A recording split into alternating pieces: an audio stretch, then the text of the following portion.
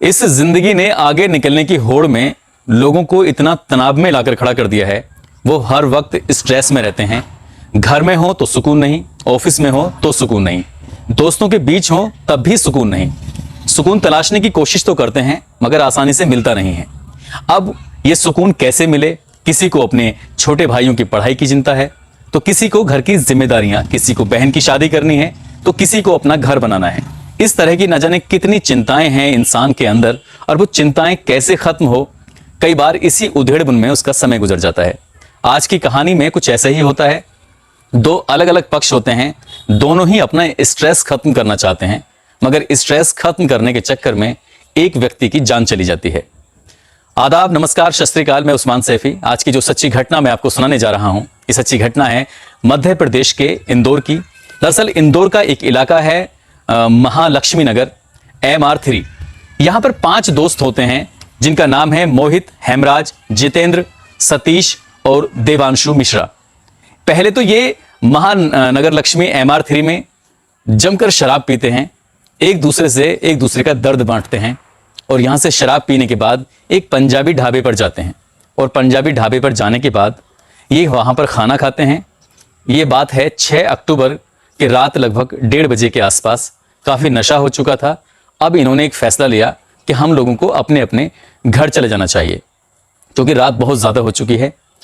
पांचों दोस्त खाना खाने के बाद अपनी अपनी दिशाओं में चले जाते हैं। इसमें सतीश यादव और उसका दूसरा दोस्त देवांशु मिश्रा ये स्कूटी पे सवार होकर अपने कमरे पर चले जाते हैं। इनका कमरा होता है महालक्ष्मी नगर सेक्टर R के इलाके में। वहां जाकर ये दोनों अपने अपने कमरे में जाकर सो जाते हैं। अगले ही दिन यानी कि 7 अक्टूबर को जैसे ही सतीश यादव की आंख खुलती है तो वो अपने दोस्त को देखकर उसकी चीख निकल जाती है और वो जोर जोर से चिल्लाने लगता है। उसकी चीख पुकार सुनने के बाद आसपास के लोग भी उसके कमरे की तरफ दौड़ते हैं और देखते हैं आखिर हुआ है तो क्या हुआ है। देखते हैं तो देवांशु मिश्रा खून से लथपथ पड़ा हुआ है। उसका बेड पूरी तरह से खून से सना हुआ था। हुआ क्या है वो खुद भी नहीं समझ पा रहा था, क्योंकि रात वो पार्टी करके जो आया था उसको नशा इतना था कि उसे कुछ धुंधला धुंधला सा याद था कि कुछ तो हुआ था। इसके बाद उसने विजयनगर थाने में एक सूचना दी। पुलिस वहां मौके पर आती है। पुलिस ने शव को कब्जे में लिया और पोस्टमार्टम के लिए भेज दिया। अब पुलिस सतीश यादव से पूछताछ करती है कि आखिर इसके साथ क्या हुआ है और तुमने मतलब क्या देखा। अब वो याद करने की बार बार कोशिश कर रहा है कि कुछ तो हुआ था। जब उसने अपने दिमाग पर जोर डाला तो जोर डालने के बाद जैसे ही वो पंजाबी ढाबे से खाना खाने के बाद निकले थे तो उसे याद आता है कि पंचमुखी हनुमान मंदिर से कुछ लोग उसका पीछा कर रहे थे, जिसमें 2 लड़के होते हैं और 1 लड़की होती है।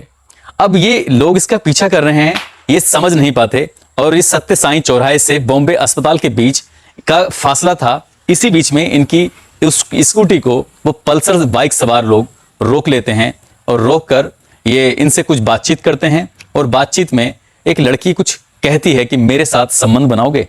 तो लड़की की जब ये कहती है संबंध बनाओगे, तो देवांशु मिश्रा इस बात पर मना कर देता है। यहां थोड़ी छीना झपटी होती है, और छीना झपटी होने के बाद मारपीट तक नौबत आती है। इसके बाद ये सीधे अपने अपने घर चले जाते हैं। मगर पुलिस बार बार एक ही सवाल कर रही थी कि जब इतना कुछ हुआ था तो तुमने पुलिस को फोन क्यों नहीं किया? रास्ते में बॉम्बे अस्पताल पड़ता है, तुम्हारा दोस्त घायल था तो तुमने उसे अस्पताल में भर्ती क्यों नहीं कराया? पुलिस ने जब उससे और पूछताछ की कि तुम क्या करते हो, तो उसने कहा साहब मैं रियल एस्टेट कंपनी में कर्मचारी हूं। और उनका दोस्त जो मर चुका था वो रियल एस्टेट कंपनी में एक अच्छी नौकरी पर था। हालांकि पुलिस ने इसके घर वालों को खबर दी। इसके घर वाले रीवा में रहते हैं, और रीवा में अभी इसकी 4 महीने पहले ही शादी हुई थी देवांशु मिश्रा की। देवांशु मिश्रा बहुत अच्छे पैसे कमाने के लिए, बहुत अच्छी नौकरी के लिए रीवा छोड़कर इंदौर में आकर रहने लगा था। उसका एक ही सपना था कि वो अपने घर वालों के लिए कुछ करना चाहता है, अपने बच्चों के लिए कुछ करना चाहता है। हाल ही में शादी हुई है, अपनी पत्नी के लिए कुछ करना चाहता है। इसीलिए पहला प्लान उसका यही था कि मैं अकेला रहूंगा, उसके कुछ दिन के बाद अपनी बीवी को साथ लाकर रहूंगा। मगर उसके प्लानिंग परवान नहीं चढ़ सकी, उसकी प्लानिंग अधूरी ही रह गई, क्योंकि अब उस दुनिया में नहीं है। पुलिस ने जब ये कहानी सुनी सतीश यादव से तो शुरुआत में पुलिस को यकीन नहीं हो रहा था, और उस हनुमान मंदिर से लेकर महालक्ष्मी R सेक्टर तक जितनी भी मोटरसाइकिल आई हैं गई हैं, उन सभी मोटरसाइकिलों को पुलिस ने खंगालना शुरू कर दिया। लगभग 1000 मोटरसाइकिल रडार पर थी, मगर ना तो वो 2 लड़के दिखाई दिए और ना ही उनके साथ एक लड़की दिखाई दी। पुलिस बहुत ज्यादा परेशान हो चुकी थी।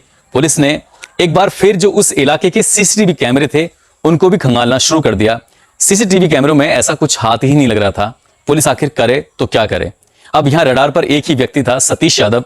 सतीश यादव से फिर पूछताछ की जाती है, यानी कि 24 घंटे से ज्यादा का समय हो चुका था और सतीश यादव सिर्फ एक ही बात पर अड़ा हुआ था। ना कोई बयान बदल रहा था, ना कोई नई कहानी सुना रहा था। जैसी कहानी, जैसा बयान उसने पहली बार में दिया था, वैसा ही बयान वो लगातार अपने इस बयानबाजी में कर रहा था। पुलिस को अब यकीन हो चुका था कि कहीं ना कहीं सतीश यादव इस घटना के पीछे नहीं है, कोई और है और थोड़ा बारीकी से इसकी जांच पड़ताल है। इसमें सैकड़ों पुलिस वालों को लगाया गया और उस इलाके में जितने भी सीसीटीवी कैमरे थे उन्हें फिर से खंगाला गया। आखिरकार पुलिस को वो बाइक सवार और वो लड़की मिल जाती है जिसकी पुलिस को तलाश थी। उसी हनुमान मंदिर से उसका पीछा करते हुए स्कूटी का 3 लोग एक बाइक पर जा रहे हैं और ये सत्य साईं चौराहे से बॉम्बे अस्पताल मार्ग पर उसका पीछा करते करते जहां उसका कमरा है उसके काफी नजदीक तक वो बाइक पहुंचती है और वो रोक लेते हैं। ये पूरा वाकया सीसीटीवी कैमरे में कैद हो चुका था। यहां पर मारपीट भी होती है और मारपीट में ही उसको कुछ ऐसी चोट लग जाती है, ऐसे धारदार हथियार से हमला किया जाता है कि जिससे क्या उसकी जान चली जाती है। अब सवाल यही था कि आखिर ये पल्सर बाइक पर 3 लोग कौन थे, कौन थी वो लड़की। इसके बाद पुलिस ने सोशल मीडिया का सहारा लिया, आसपास के थानों का सहारा लिया, जितने भी उस इलाके के बदमाश थे उनका सहारा लिया। सभी से पूछताछ शुरू कर दी जाती है और फिर पुलिस ने लगभग 1 और 1000 लोगों को रडार पर लेने के बाद धीरे धीरे उनके पास तक पहुंचना शुरू कर दिया। पुलिस का अब एक निशाना था, वो थे जो नशा करने वाले लोग थे, ड्रग्स लेने वाले लोग थे। पुलिस ने ऐसे लोगों की सूची बनाई और ऐसी सूची में लगभग 50 लोगों के नाम सामने आते हैं। पुलिस ने 50 नशेड़ी पकड़े और 50 के 50 नशेड़ियों को उसने सतीश यादव के सामने लाकर खड़ा कर दिया, मगर सतीश यादव उनमें से किसी को भी पहचान नहीं पाया कि आखिर उनमें से कौन थे। पुलिस ने फिर एक बार और कोशिश की, अपने खबरियों को लगाया और पुलिस को एक अल्लू नाम का व्यक्ति मिल जाता है और उसका एक दोस्त था आलिम। आलिम और अल्लू जैसे ही पुलिस की गिरफ्त में आते हैं, इन्हें आजाद नगर से गिरफ्तार किया गया था। जब इनसे पूछताछ की गई कि वो लड़की कौन थी जो रात तुम्हारे साथ थी, पुलिस ने यह महज एक तुक्का मारा था, मगर ये तुक्का बिल्कुल सटीक जाता है। वो कहते हैं साहब ये लड़की नहीं थी बल्कि जोया नाम की किन्नर है। जैसे ही पुलिस ने कहा किन्नर है तो पुलिस की भी रोंगटे खड़े हो जाते हैं। पुलिस उसको भी गिरफ्तार कर लेती है और जब सामने लेके आती है तो वाकई वो खूबसूरत किन्नर थी। उस खूबसूरत किन्नर ने अपना जेंडर चेंज कराया था। अब वो किन्नर नहीं थी, अब वो लड़की थी। उस लड़की की शादी हो चुकी थी, एक लड़के से, शाहिद नाम के लड़के से निकाह हो चुका था। खुशहाल जिंदगी जी रही थी, मगर उसको एक शौक था नए नए लोगों से दोस्ती करना, उनके साथ रातें बिताना। उस रात भी वो रात बिताने के लिए ही, अपना स्ट्रेस दूर करने के लिए ही एक लड़के की तलाश में थी और वो लड़का था देवांशु मिश्रा। दोनों ने पीछा किया और जैसे ही स्कूटी के पास पहुंचे तो उन्होंने एक डिमांड की थी कि क्या आप मेरे साथ रात बिताओगे, मगर देवांशु को यह बात कुछ अटपटी लगी। आखिरकार कोई महिला एक व्यक्ति से ऐसे कैसे बोल सकता है, वो भी जब 4 लोग मौके पे मौजूद हों। तो देवांशु को वाकई ये अटपटा लगा था। देवांशु ने मना किया।